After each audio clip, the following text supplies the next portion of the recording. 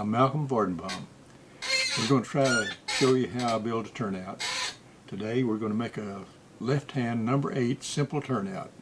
I'll try to show you all the different steps that I take and as simple as possible. And I hope you'll enjoy it. First thing I do is draw my center line. And this is a 2-inch straight edge. And just to give me a little, I might want to right in there. Now the first thing I do, I'll come maybe 2.5 inches from my first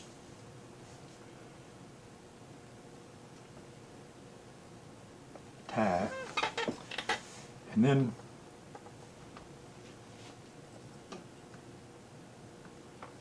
through experience I found that if I came 3 1/4 inch back here and establish a point and then go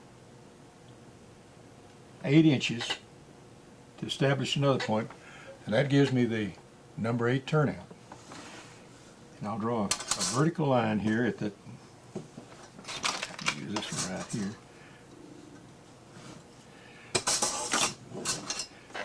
and measure up 1 inch .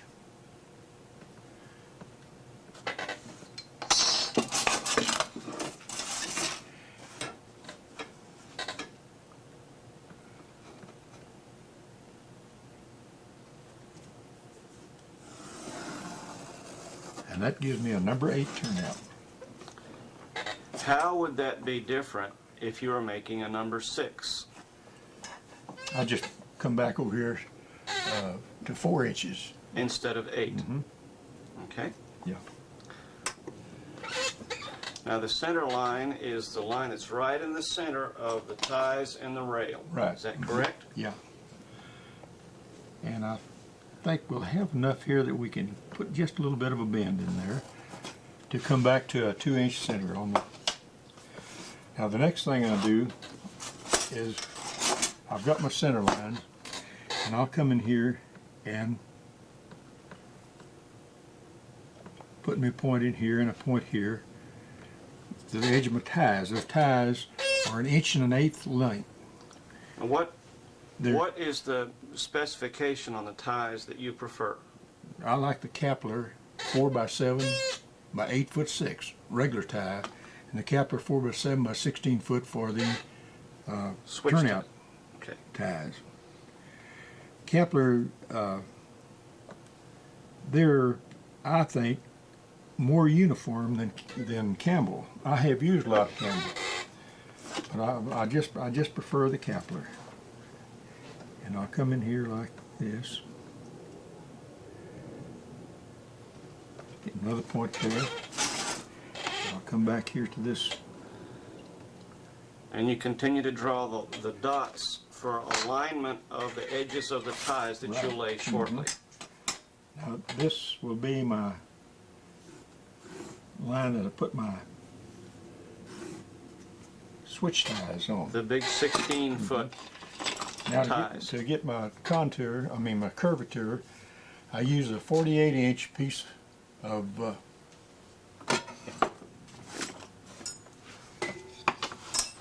true scale Now that's a true scale road bed.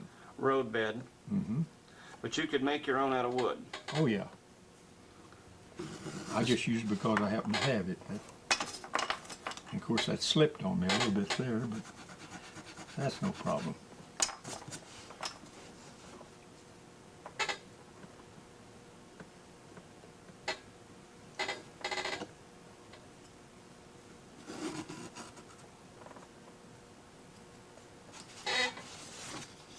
I'll come back in here to establish my point for my ties here and out here on the end.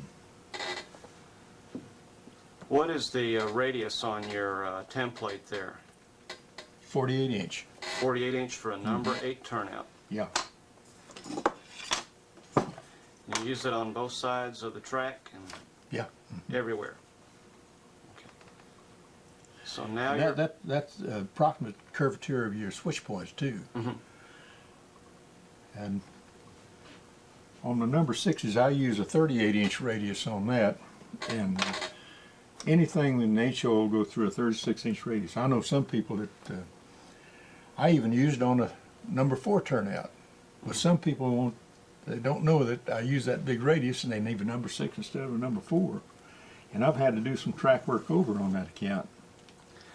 You like to use a red pencil for the outside, tie positions. Right.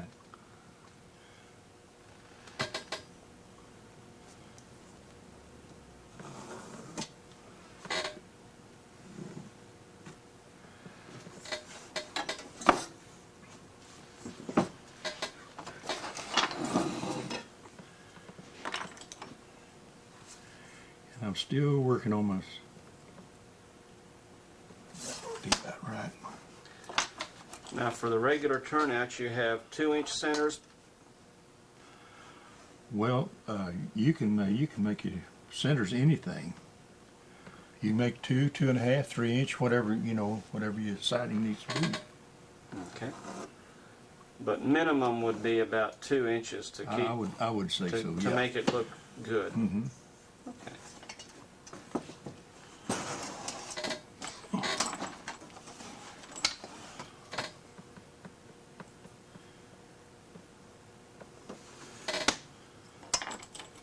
And the distance between the red lines for your Kepler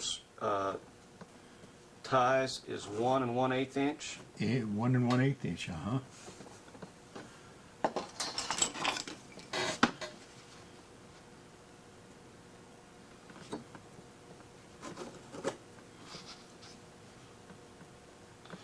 And you just draw those to tangent.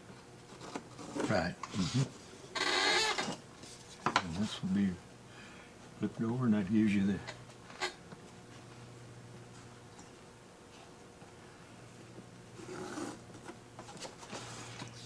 Now the next thing I do will lay my 2 ties from my switch points.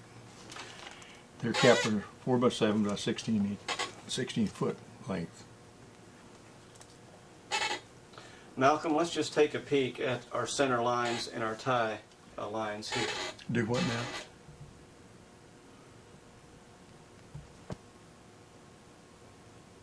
So there we have the center lines and the tie lines for our number 8 left-hand turnout. Right. And now we're ready to lay some ties. You're ready to lay the ties. 16-foot ties where the throw bar for the Switch points. Yeah. switch points are. And Yeah. where exactly did you put those? Well, I came back here just 2.5 inches on that. Okay, that's your 2.5 inch line Yeah. from where you started. Yeah. Okay. And it's you can make it anything really. It depends on the length of your. Now to lay my ties out, I use a pair of dividers, and I've got set up on 5 scale feet because Hold it down. See, yeah, there it goes. That's good. I scaled 5 scale feet there. And how and you're using an NMRA standards guide Yeah. for your 5 feet. Mm-hmm. And I Okay. step those off both ways from the center, the switch ties.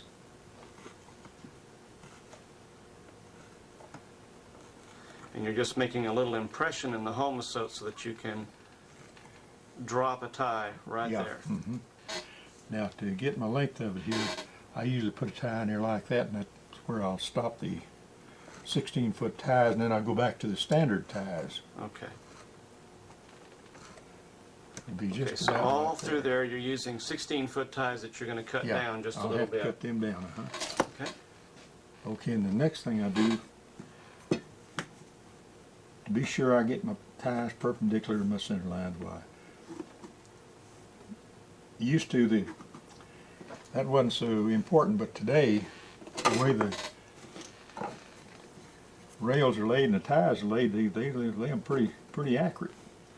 But I draw a center or a line for each one of these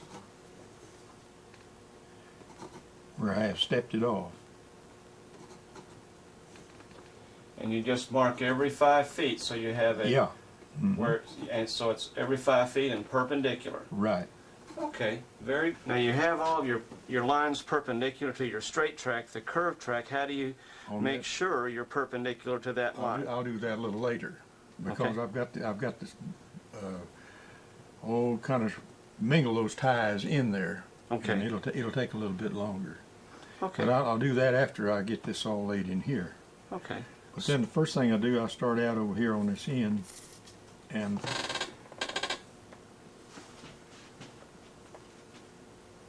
with the 8'6" ties. See, at 5 feet, that gives you about 20 inch on center, scale inches on center of the ties. And so you just put one every 5 feet where your perpendicular line Yeah. is and where your 5-foot center point is. And then I come back and fill in. Then you come fill in. Yeah.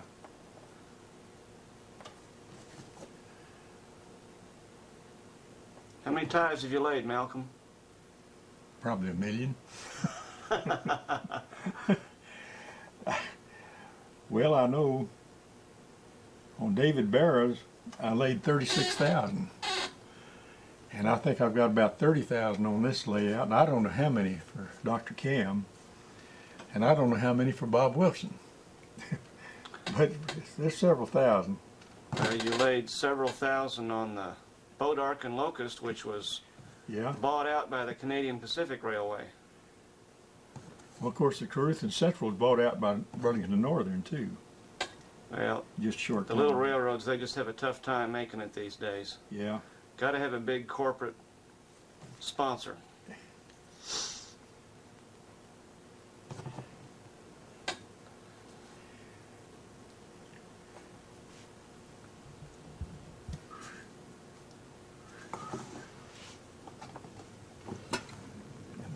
More line here.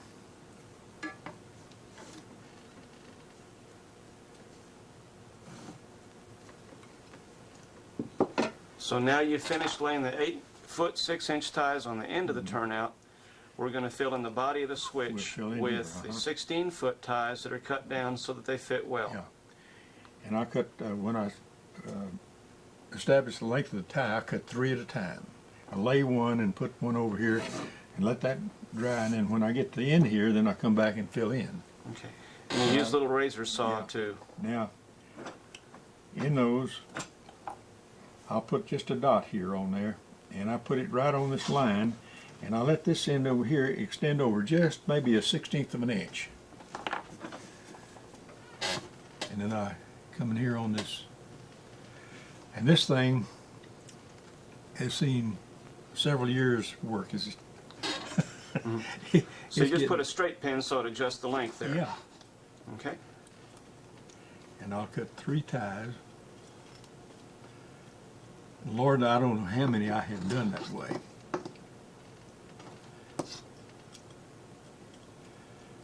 Well, on David Barrow's, I did 130 turnouts, and I don't know how many for Dr. Cam. It is 70 on your end scale, and Bob Wilson, I did 112 standard and 22 narrow gauge turnouts. Well, what I do, I just place one like that, and then I put 2 over here out of the way, and come back and mark the next one, and I let it.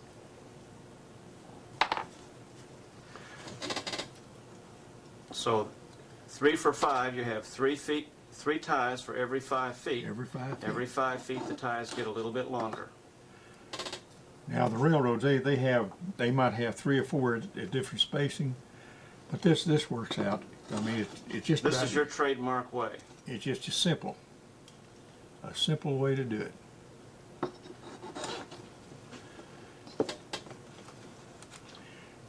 In all the clinics I've given, I'll try to tell the fellows if just one fellow in the clinic will try to build a turnout, I think my clinic has been a success. If I can do it, you can do it. That's how easy and how simple it is.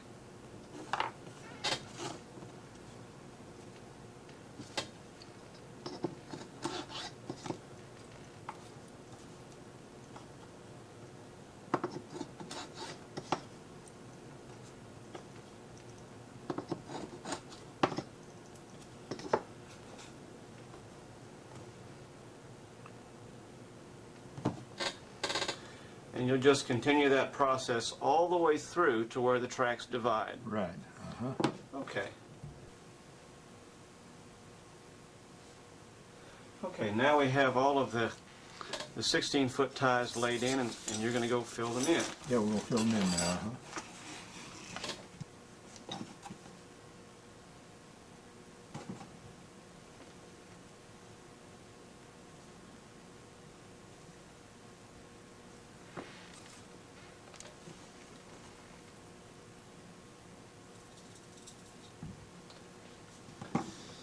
And you've got each triplet of ties separated so you know which ones are, Mm-hmm. and they're easy to get to.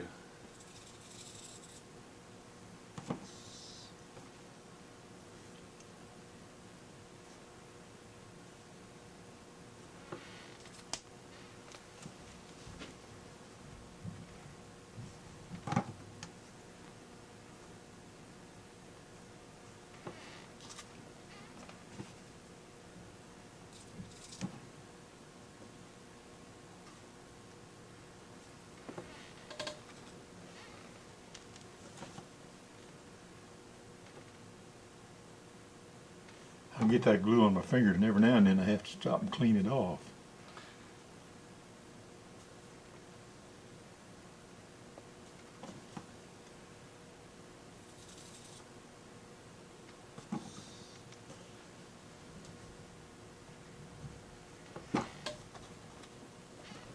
Okay, I come in here and lay about 2 or 3, and then I'll fill in because the other ties are on a little bit of an angle there.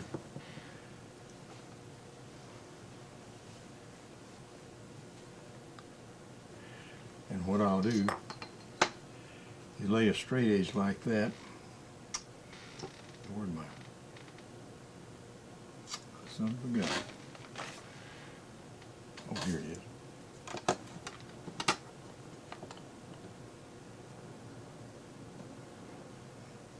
And I'll just draw me a couple of lines in here like that to start out with, because I'll have to lace these ties in here.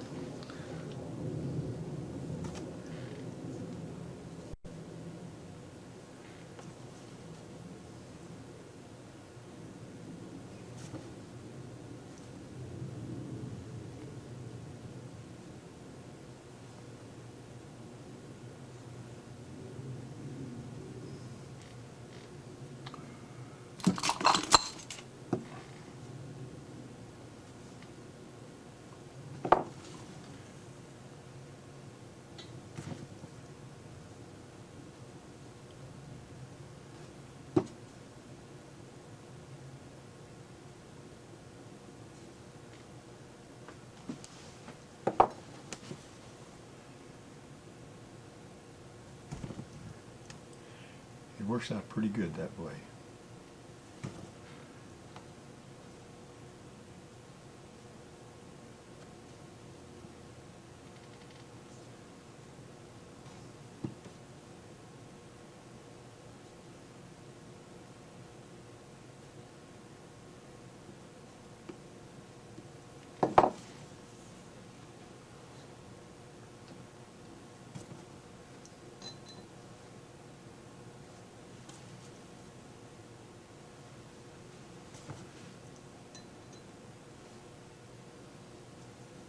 Now, how do you keep your ties on your left-hand turn perpendicular to your center point? I'll show you that in just a minute here. Let me let those ties dry just a little bit, and then I'll go from there. But I'll lay some in right in here while I'm waiting for them to dry some. That. And I'll step the dividers off on this center line now.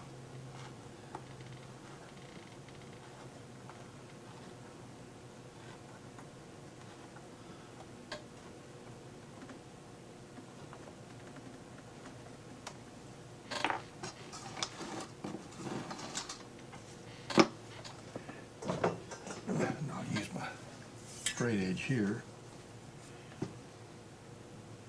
Lay it in there like that, and then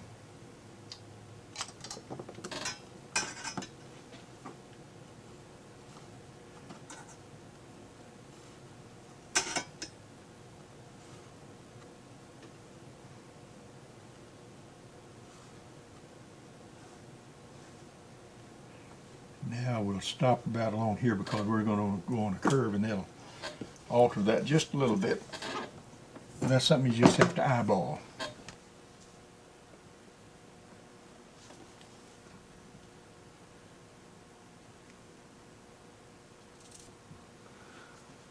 All right.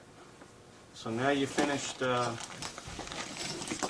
These ties. finished the ties, and let's go get some lunch. Well, we just got back from lunch and we're going to start a rail, but before that we'll sand the ties lightly. Just get any bumps off of them that might be there. If I can just get all the junk out of the way. Oop.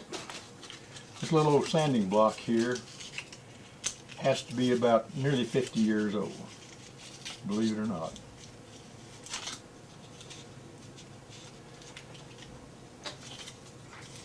If I can just get it back together here.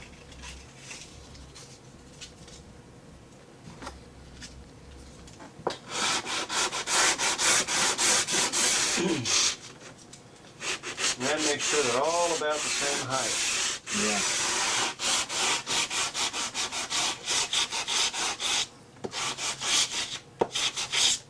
If we're using code 100 rail, we wouldn't have to sand it that much. Code 70, you need to sand it, and a smaller rail too, you need to sand it a little more. Okay, I'll take a piece of rail here and I'll just get the length of it. And then I'll mark it here so I'll know where to file from a switch point. And that's right beyond the 16-foot switch ties? Yeah, right here by the edge of the first tie, off from the switch tie.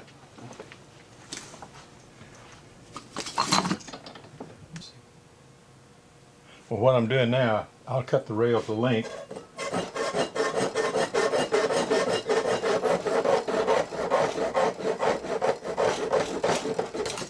And I do that with a small tooth X-Acto file, saw.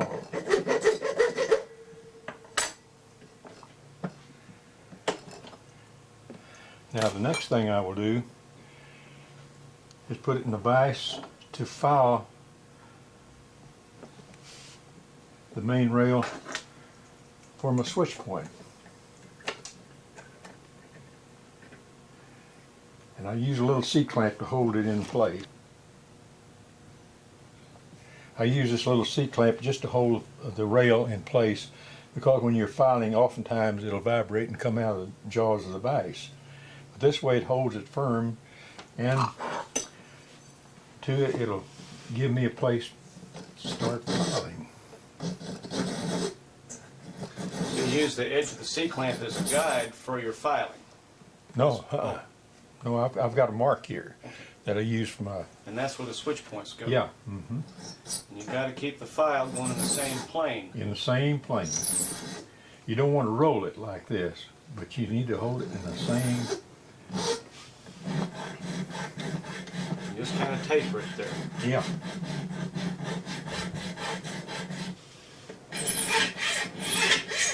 Hold the file at that angle.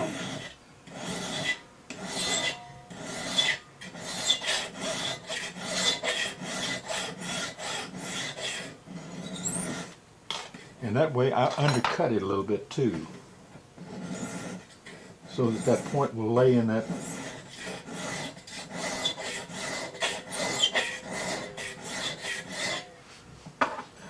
Now is that absolutely perpendicular, or did you file kind of from the inside out? Well, I file from the top down, you might say. And I don't know, I don't think you can see. I've just about filed it right here, but I'll have to come back here and taper that a little bit more. I'll do that in the vise here. And I can usually hold it with my thumb enough to taper it.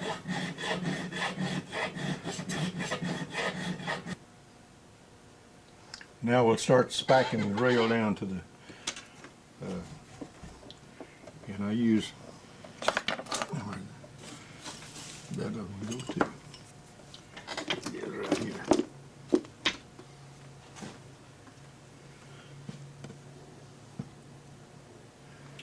Those micro-engineering small spikes are what you like to use? When I first started using those, Chemtron made them, and they were $1.95. Today, Microengineering makes them, same dies, and they're $7.30 a thousand.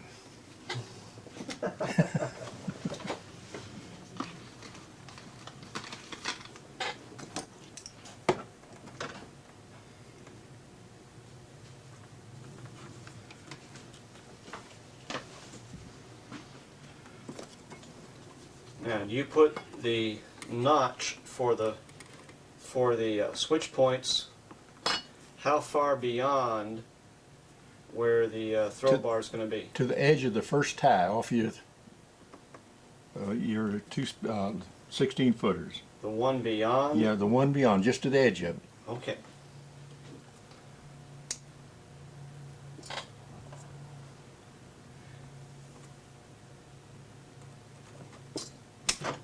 And you use the NMRA standards gauge to know where to put Yeah. the And I work off the center line. I've got a center line drawn on here, which they don't do, but I put it on there myself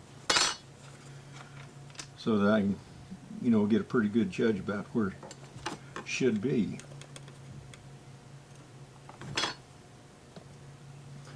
And when you spike just a tad beyond the rail. Right. I don't put the spike right up against the rail. I take it away and let the head of the spike hold the rail in place. Give it just a little bit of room for adjustment. Yeah.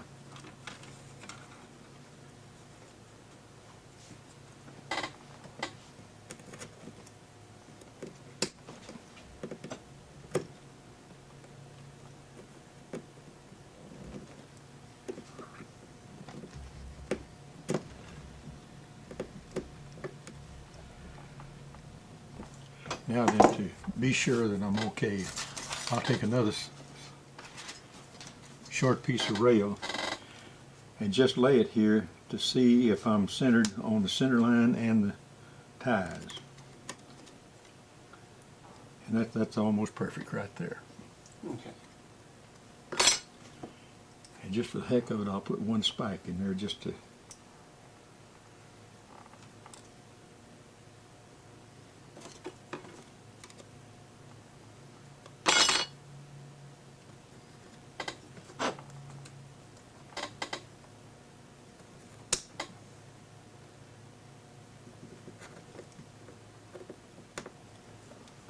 sometimes these spikes will fly out and jump away from you.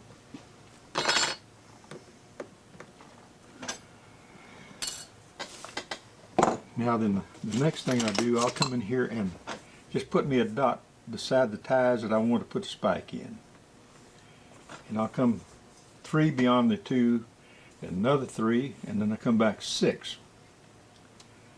And then I'll come back another 6. And right on down the line till I get 3 and 3, 6, 6, right there. Now when I come to the last long tie here, I'll come 3 ties from that one and put another dot. And then I go 4 ties and just put a dash. Another 3 ties or 4 ties and I put a dot. 4 ties and a dash. And that's my spiking. Does the dash mean you spike the other side of the rail? Huh? What does the dash mean? Well, the dot will be spikes on this side, and the dash will be on the other side. They alternate. That's fine. And that gives you about, between spikes will be about 8 ties between spikes, and that's all you need.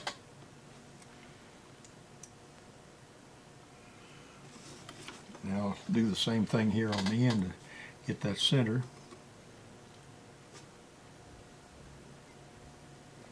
And that's just about the baby right there. Turn that spike around and work a little better.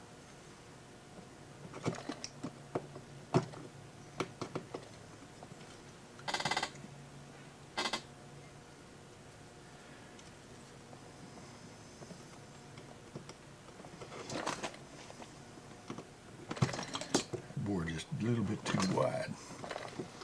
And then you just spike her down and keep it straight. Yeah.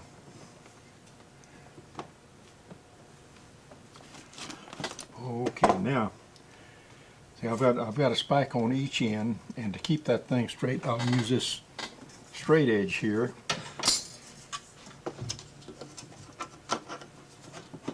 And lay it against the rail, and then about every 4 or 5 inches where I have one of my dots or one of my, I'll put a spike in there just to hold it, and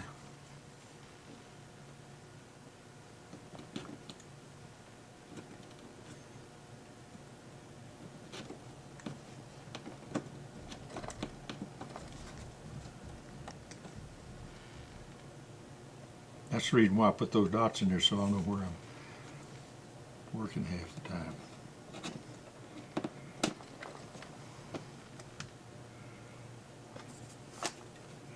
And that rail should be pretty straight.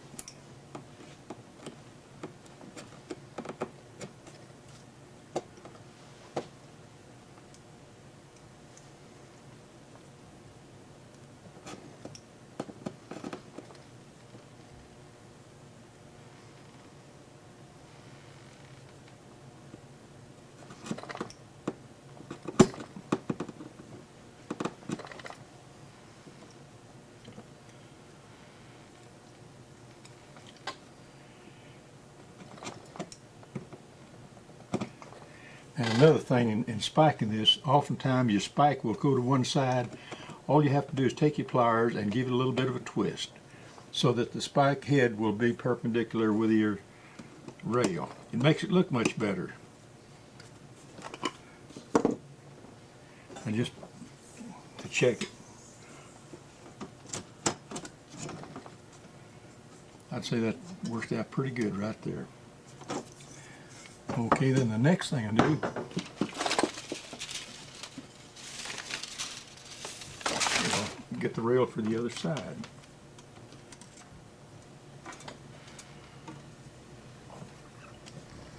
I'll mark it for the length of it, and then I'll come back here and mark it for the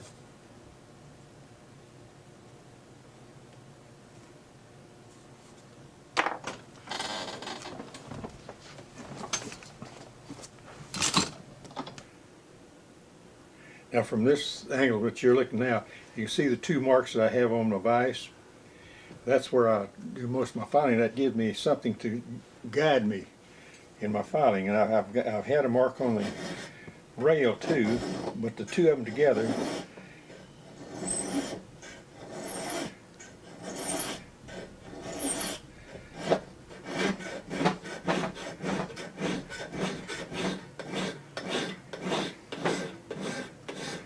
And then you taper it off. Yeah.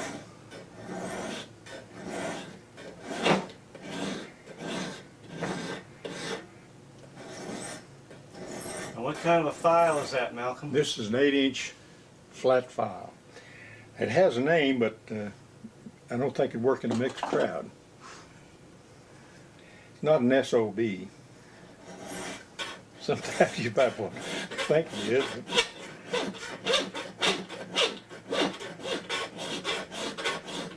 But Is that little vise there, is that a pretty handy model for this type of work? yeah, it's smooth jawed. And I've got 3 of them. I wore one completely out, but I buy them at Sears, and I think they cost you about $14 a piece, or at least that's what the last one cost. It might be more now. Of course, everything has gone up in the last 10 or 20 years.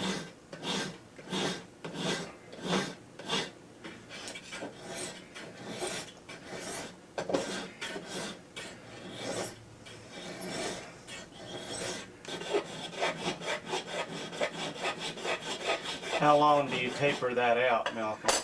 Well, it depends on the number of the turnout. On number 8, I'd say about 3 inches or a little bit more. And on some of those on that little modular deal that I'm doing for you, it'll be about 1.5 inches because you've got more curvature on your outside rails. But on normal, Oh, it'll run from 2.5 to 3 inches or something like that.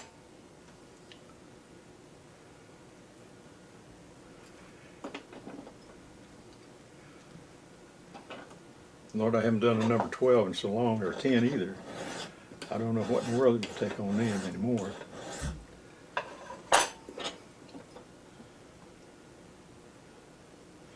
I think that's just about right. Now we'll clean the burrs off the back and bottom side of it. And we're ready to spike that in place now. Okay. I have a piece of rail there now that we'll file for the switch point. And we'll do it similar to what we do on the outside rail. And we'll have to file it down and taper it. But I undercut it a little bit too, so that the top rail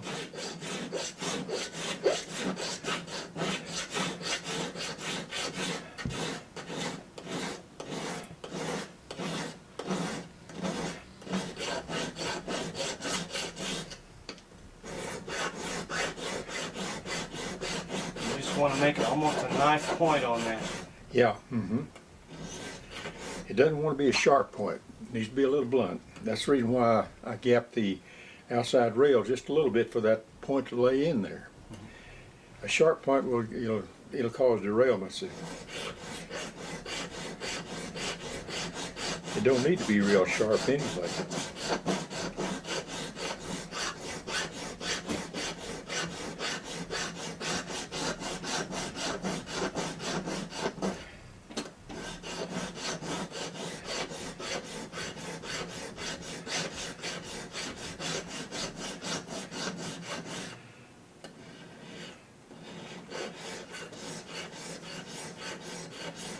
I think I just about got it where I need it there. Now we'll taper that a little bit.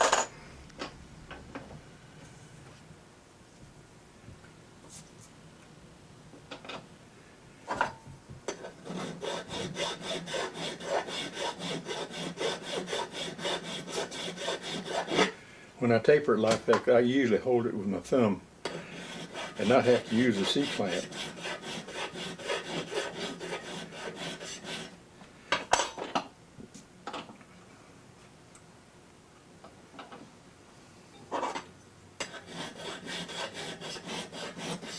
And again, the taper on that is about 2.5 or 3.5 inches. About the same as the other side, yeah. And the same thing, I'll knock the burrs off the back side of it here. Everything needs to be smooth.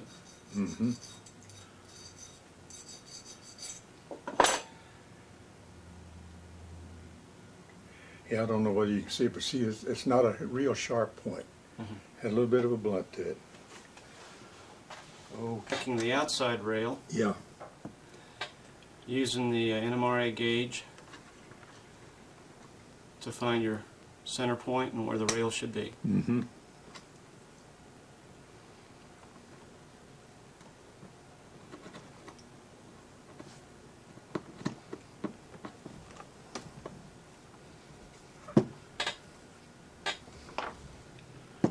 Yeah, she slipped on me a little bit here.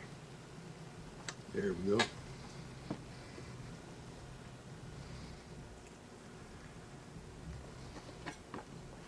Now just for the time being, we'll just put one spike in here. Hold that baby in place.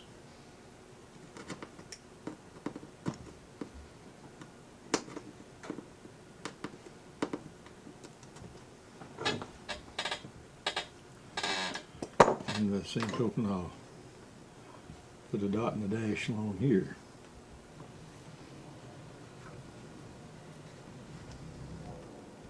I'll do that so your spiking will be kind of in order, not just, just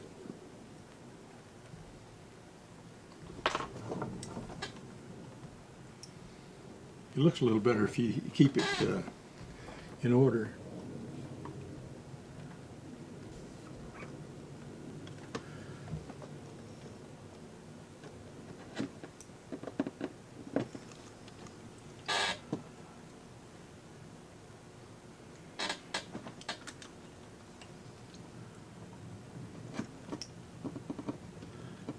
we'll work on our frog.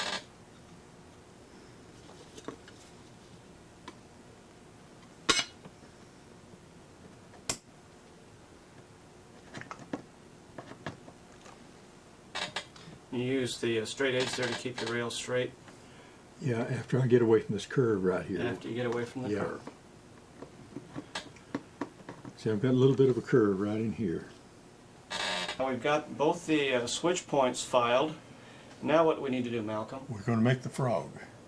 And we'll have to file it. I usually file it in that, but this we can do it here all right. But see, look, you'll have to look here, and you see how I've got it clamped in there? I don't know whether you can see it with the camera or not. Okay, you have the rail clamped a little bit at an angle, tipping up so it's a little exposed. Yeah. Okay? So that when I file it off here, I'll have a point for my frog. A pretty blunt point compared to. No, it'll be a sharp point. But the taper will be short Yeah. compared Oh, yeah. to the switch points.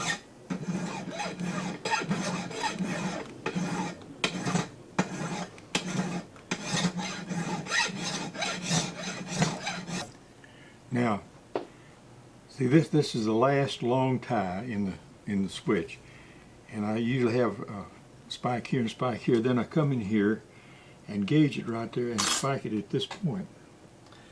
Now, is the frog right at, or do you? No, I'll have to gauge the frog back here, Okay, but I'm getting the rail lined up.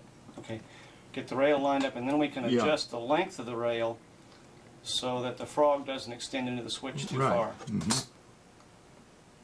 You give a little bit extra, a little bit of scoosh, extra room in there.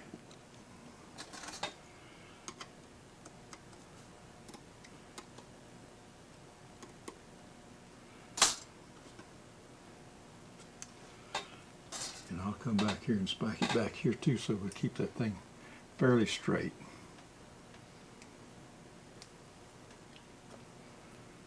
If I can find the spike.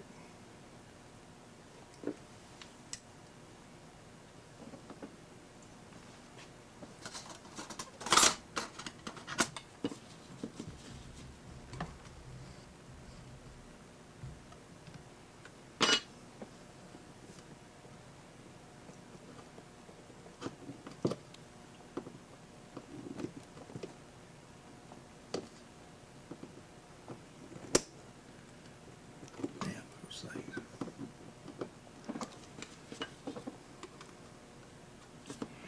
Good.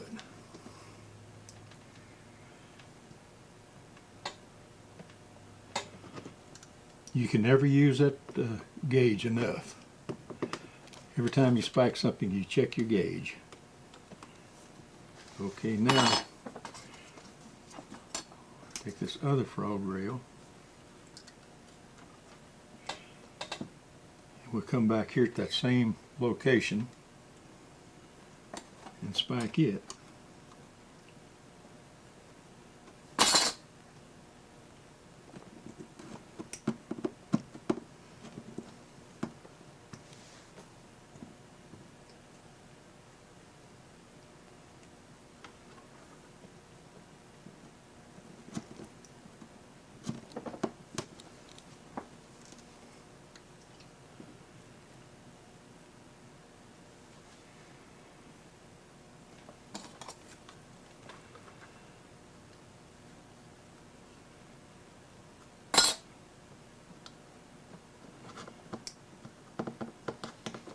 I didn't come back on the end because it's on the curve.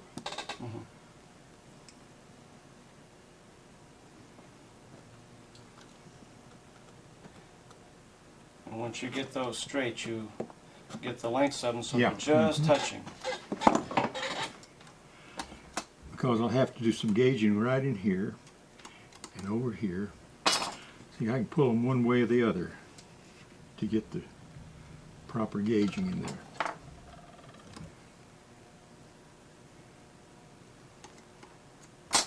Just a wee bit more.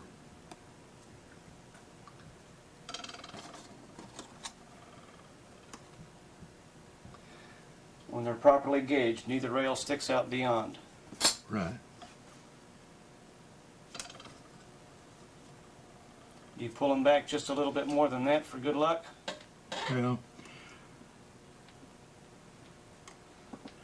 that should be right on the money right there. Should be right on the money. Right. And I'll just put a couple of spikes in there, and then we'll mark those and cut them off.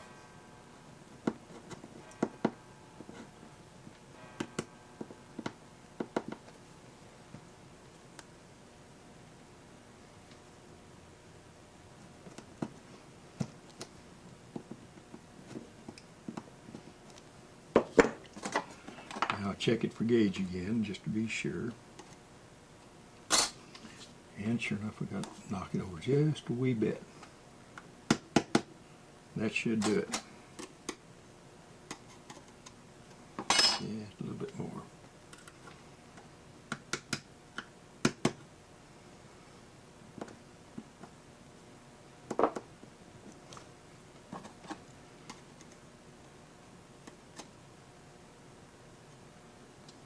That got her. Now we'll mark her and cut them off.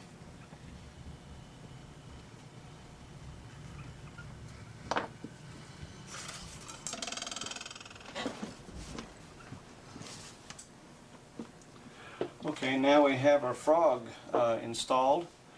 What's next, Malcolm? We have a frog installed. Now, next movement will be making our guardrails. On code 70, I make the guardrails 1 3/4 inches in length. On code 100, I make them 2 inches. It just looks a little better.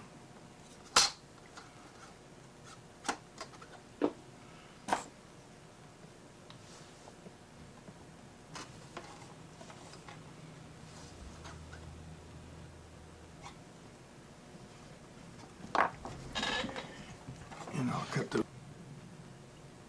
Okay, now that we have them cut, what I do the next thing is I put it in the pliers about 1/8 of an inch, and I give it just a little bit of a bend.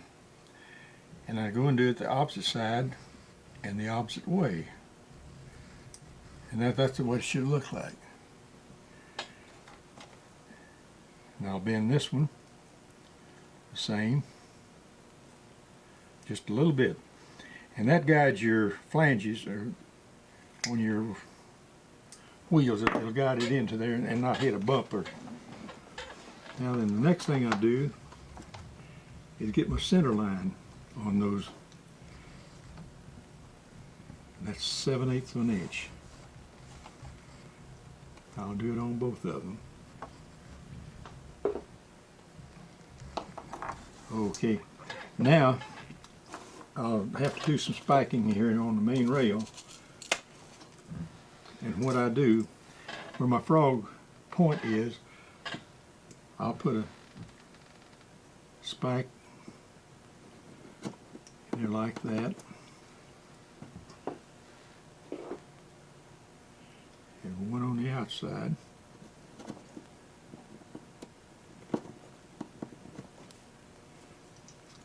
And then again, we'll gauge that thing to be sure we're okay on gauge.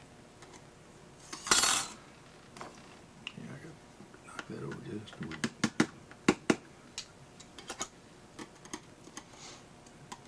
Yeah, we're fine there.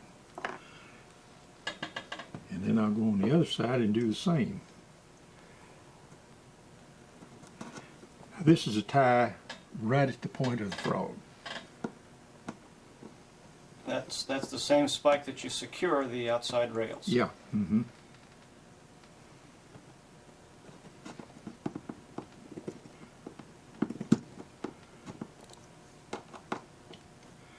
Now then, just on the outside, on these two where we had spiked at the frog point, I'll come back 1 tie, or 2 ties rather, and put a spike on the outside only. And I'll do that on both sides of that double spike there.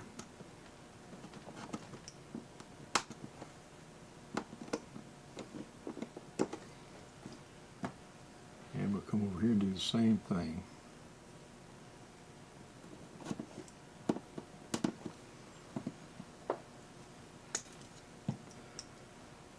That one went on the floor, didn't it? Close.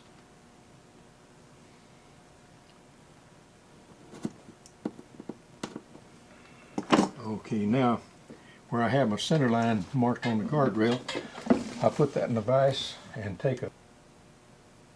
Okay, I've got this in the vise, and where I have that mark, I'll take a rat tail file and file it the heel about like that.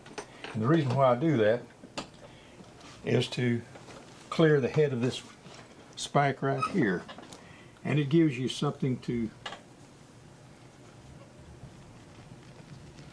Yeah, I've got to do a little bit more here. So the inside spike, Yeah, that's what the notch just fits into. it holds out. Yeah. Okay, and that holds your rails apart there. You need to be, I'd say, about a 32nd of an inch separated there, and I usually put one spike right in the center, and that holds it in place. And then I go to the inside of the guardrail, and I'll put another one here, Right on the curved part. right on the curved part. And what that does, that'll hold the guardrail in position.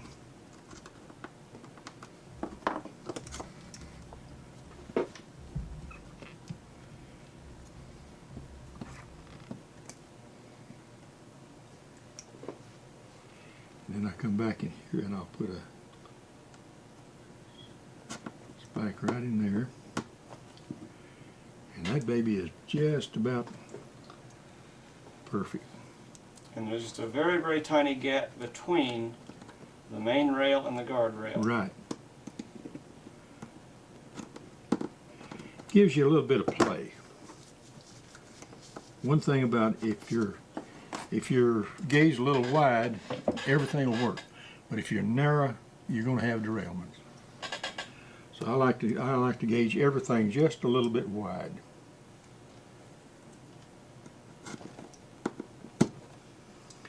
Now then, just for the heck of it, we'll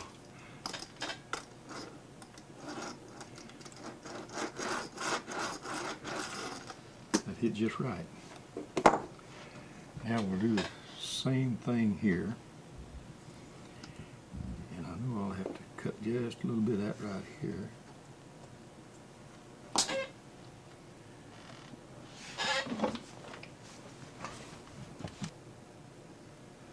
So there, the guardrail's just a little bit on the inside of the main rail. Mhm. You're fixing to finish spiking the outside guardrail. Yeah.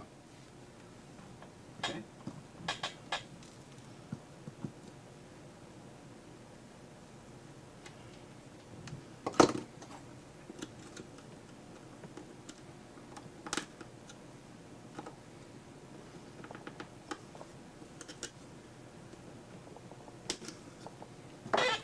Boy, that one came out just real good, I think.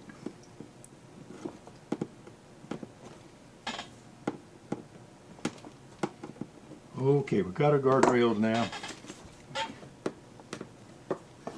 So you're securing Yeah. the rails right where the points are going to go. Right. Mm-hmm. Okay, now I'll go back here on the frog and I'll measure back 5/8 of an inch. And I'll mark it there.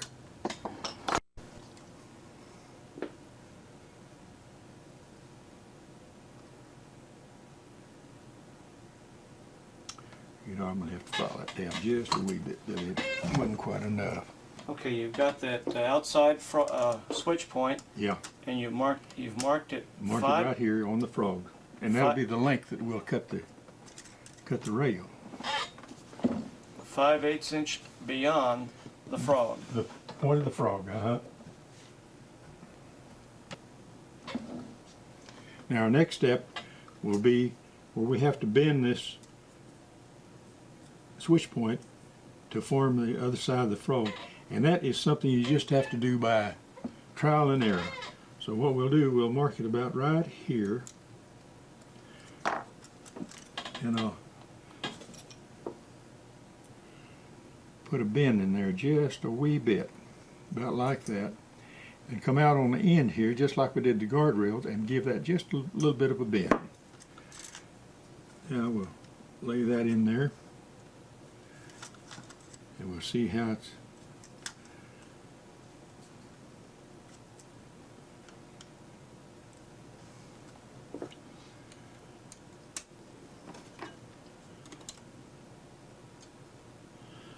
By golly, Billy, I think we're going to hit that pretty doggone close.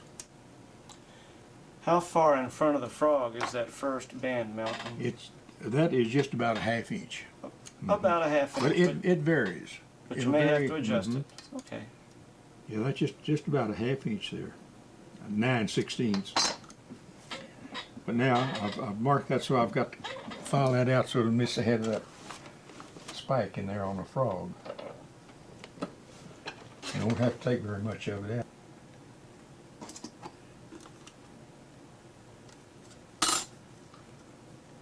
This side we'll try diesel, see how it slides through there. If I get it all on the track here.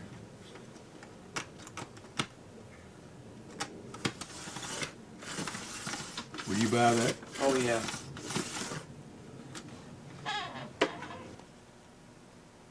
Now we'll do the other switch point. I'll mark it, cut it. About 5/8 of an inch back of the frog.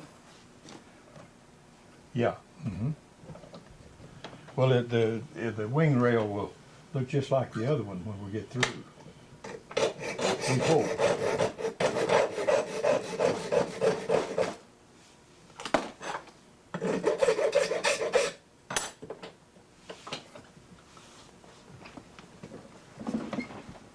We need to bend it. Now then, this one is on a curve, so I'll just hold it like that and just gently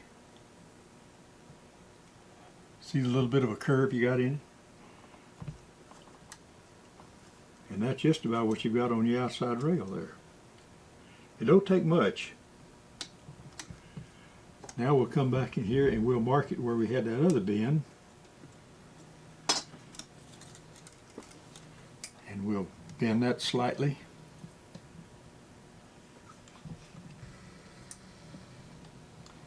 And we'll throw a little bit of a bend at the end of it there.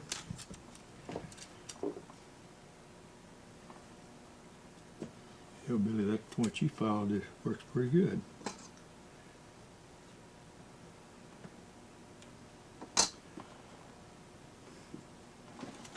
Yeah, now it ought to be pretty good.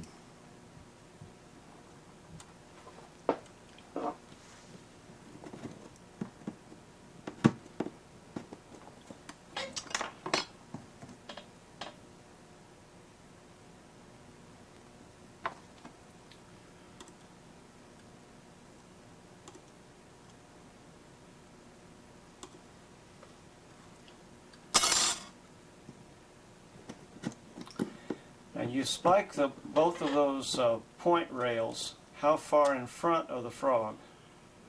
Oh, it depends.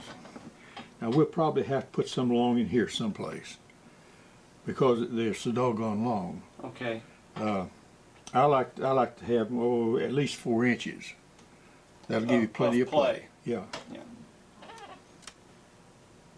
The longer the switch point, the more spiking you have to do to it. Now let's see how that baby works.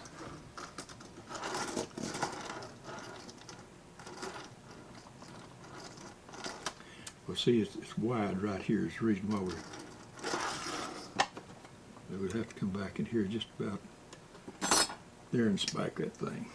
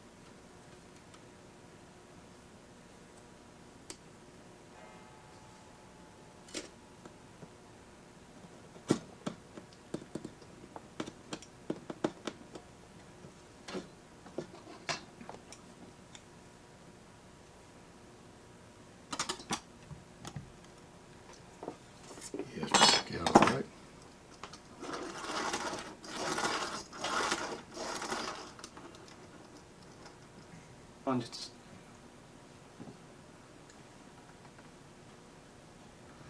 well, that looks pretty slick, Malcolm. Good. Now we'll go in here and put a spike on the inside here.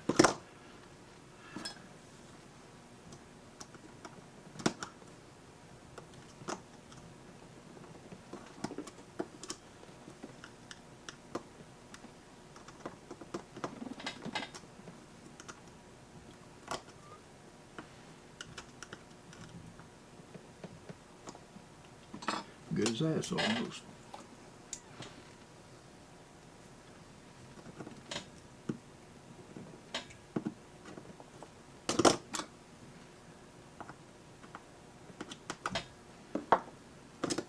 Now let's see how this baby will run through here.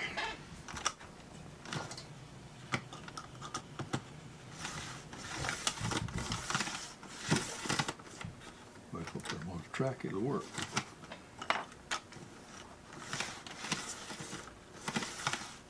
What do you think about that?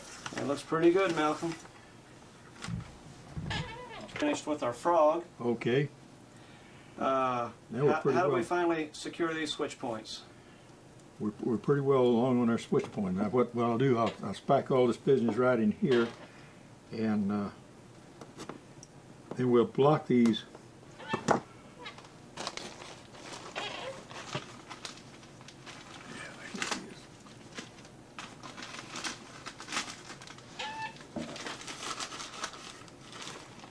I use one of these,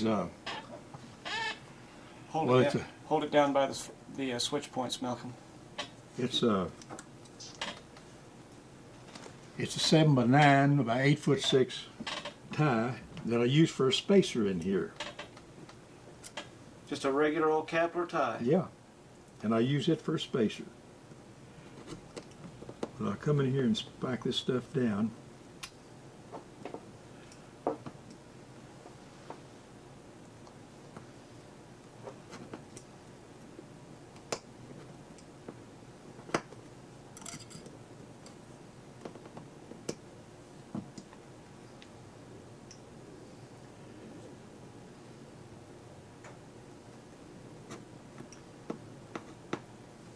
Now, using this, I learned that the hard way.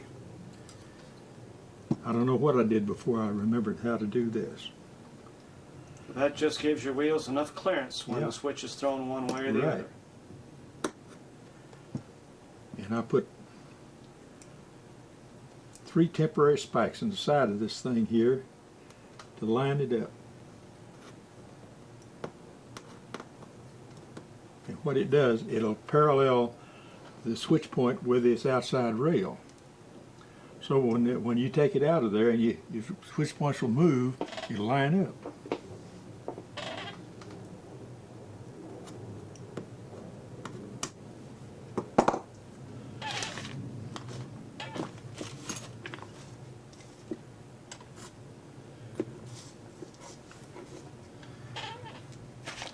Now the next thing I do, I'll have to cut a piece of brass for my switch throw. And I put 2 ties in under there, in between the 2 switch ties to, Make sure it's level. yeah.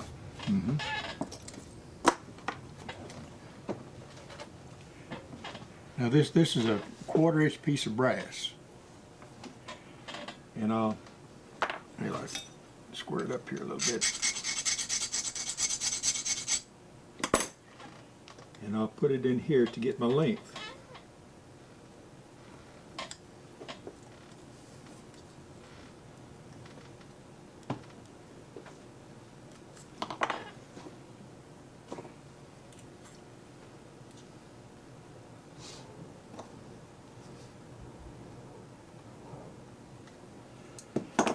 Now this piece of metal here wants to be at the bottom of the switch points. You don't want to ride on top of it. It wants to be at the bottom of it. Right where the bottom rail forms Yeah, up. the bottom of your rail, or the foot of your rail. Foot of your rail. Now let's see. I'm gonna have to get over here to cut that for length to be sure that it'll fit. See, it's just a little bit long. I've got to file a little off of it to get it down where it'll be at the bottom of the rail.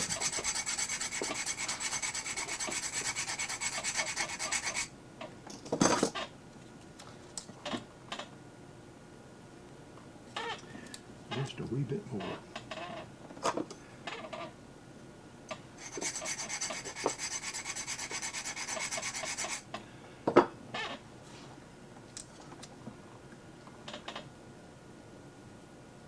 By golly, that did it.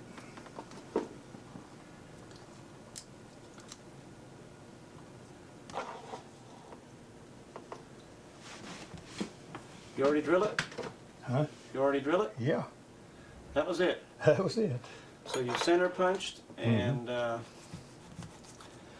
the hole right through the center of our little brass plate. And now we're going to center tap it with, or is that I'll just put it a in hole? place and I'll hold it with a spike Okay. until I get it soldered.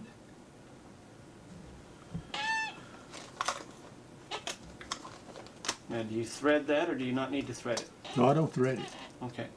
We'll thread the Thread the formica. formica. Uh-huh.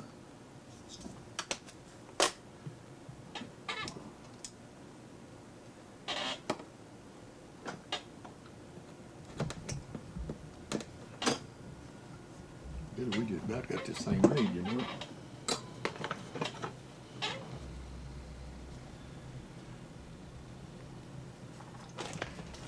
Now we'll use a little bit of soldering paste here.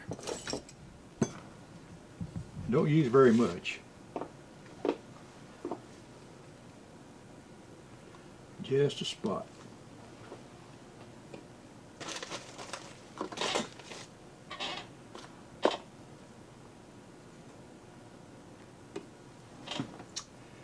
I'll put a wee bit on the frog.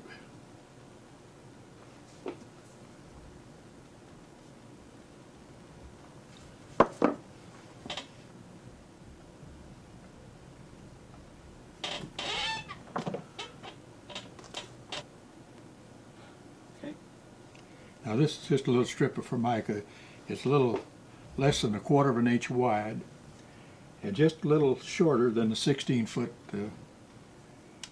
As soon as we get this soldered, then I'll have to put that in there, drill it and tap it, and then we're through. As soon as deal here heats up.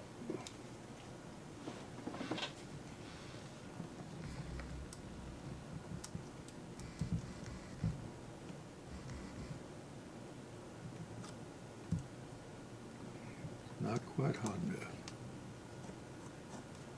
Just enough to get it on either side. And you put a little soldering paste in there also. Mm-hmm.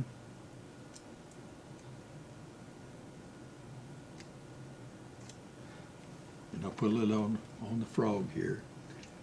But I don't solder the switch points to it yet.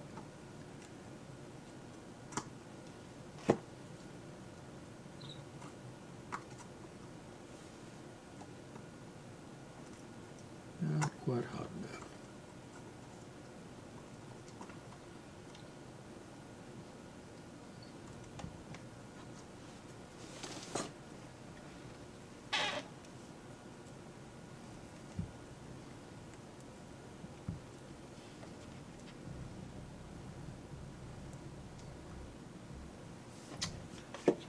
Yeah, just not hot enough.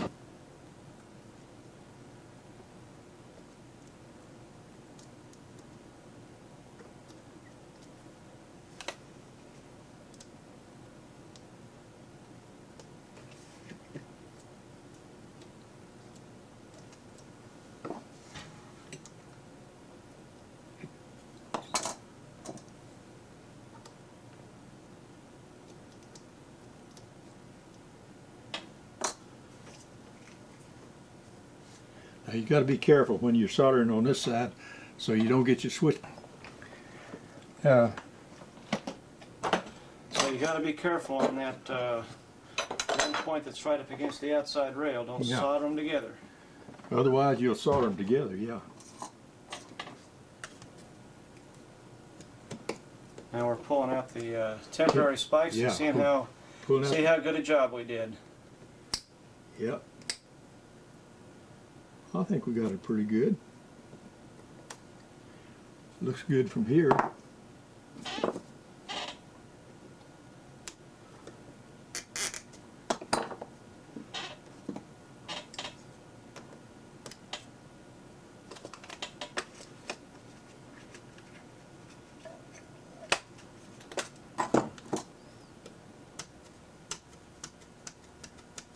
Now when I clean the back side of it up, it won't catch like that. Do you lift the entire switch points up and file underneath there? Yeah. Mm-hmm. Just gentle.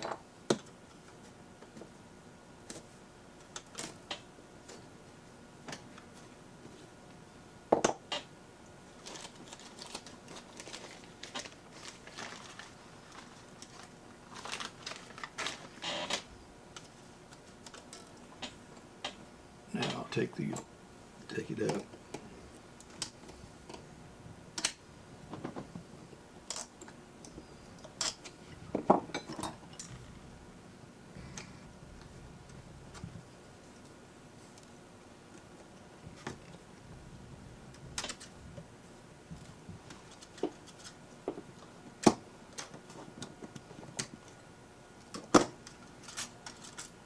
Now after I take that out, I'll have to take a X-Acto knife, a 1/4 inch blade, chisel blade, and dig a hole there for my screw to clear that I put in the throw bar.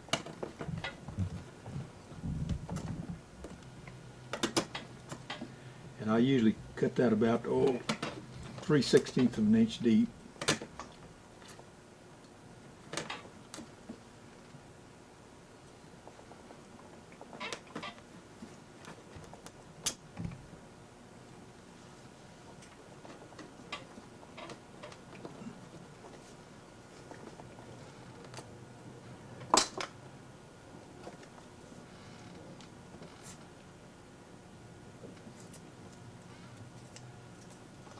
Just enough for the other end of that screw to hang in there. Yeah. Mm-hmm. Okay.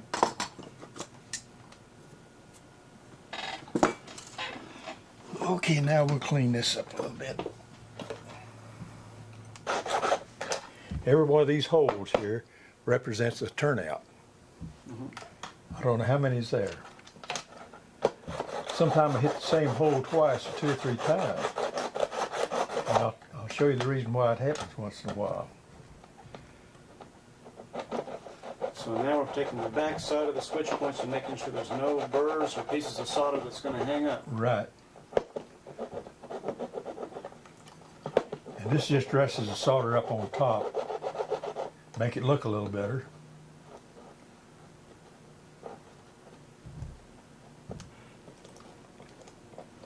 Now you're making the center hole of your little brass Throw bar. wider so that your double aught 90 screw will fit through. Right. Uh-huh. And what size drill are you using there? It's about a number 60. Number 60.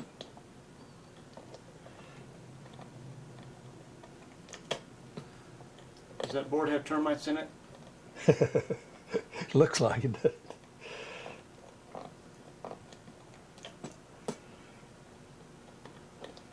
That's what Dremel tools are for. Yeah, but when you put a Dremel tool in there, it'll melt that solder. Okay. That's the reason why I do it by hand. I had to learn that the hard way. Sometimes it get hot and that solder will melt and damn, you're in trouble. Well, maybe you should buy a drill that can cut. Mm-hmm. Okay, turn it over like that. Get that burr off. And now we'll hit these edges right here to get that sharp edge off so it'll slide over those ties. It don't take much.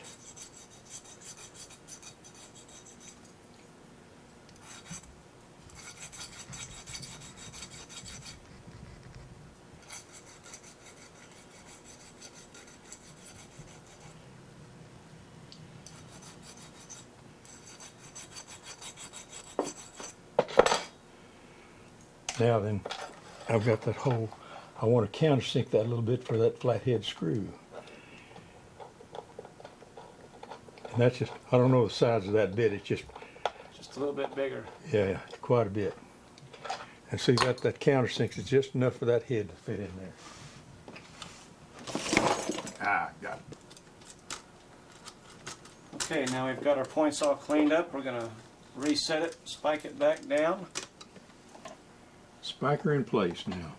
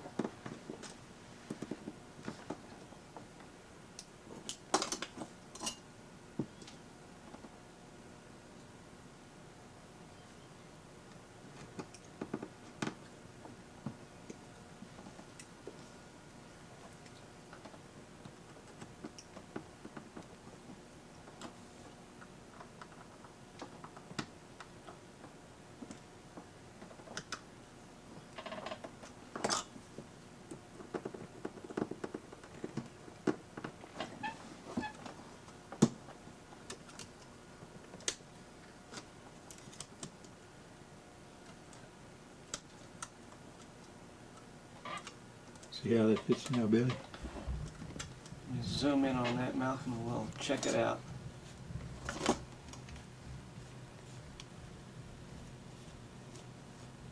What the hell did I do with that thing? Well, that looks great. Son of a bitch.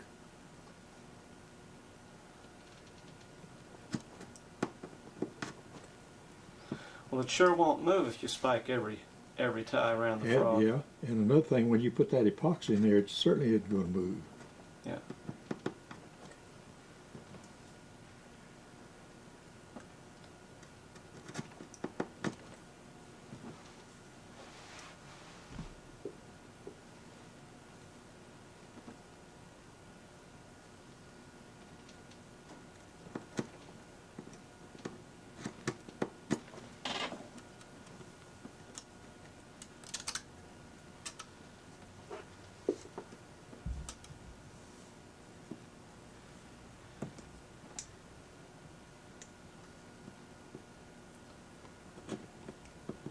You leave around 4 inches of flex in there.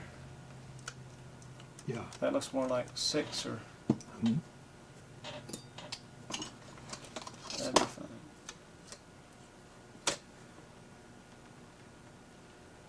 Yeah. 6 1/4. 6 1/4.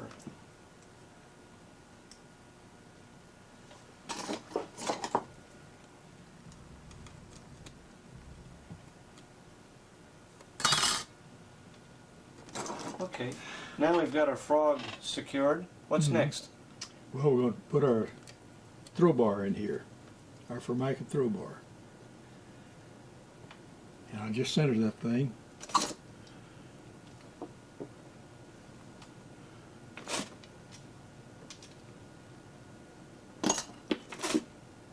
Here we go.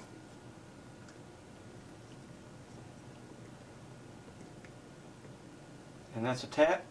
Oh, that's the drill. Okay, which one is that? That double aught 90 again? Yeah, it's for the 0090. And this is tap here.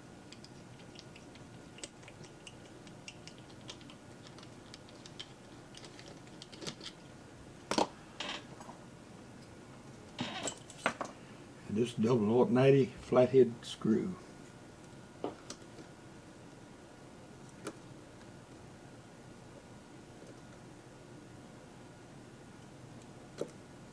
I just hit the hole.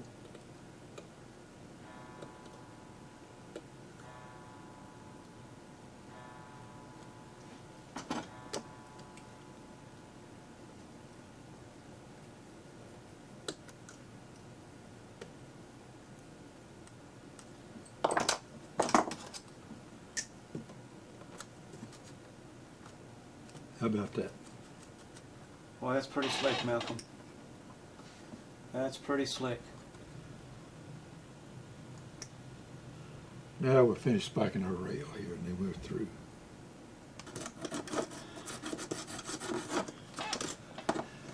Well, we've got our number 8 left-hand turnout essentially finished. We're filing off the excess solder around the guide rails And the frog. and the frog.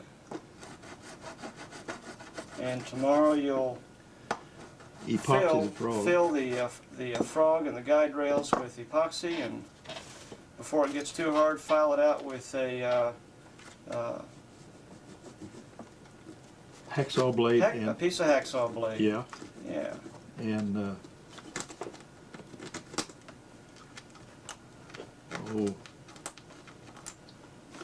4-inch knife files. And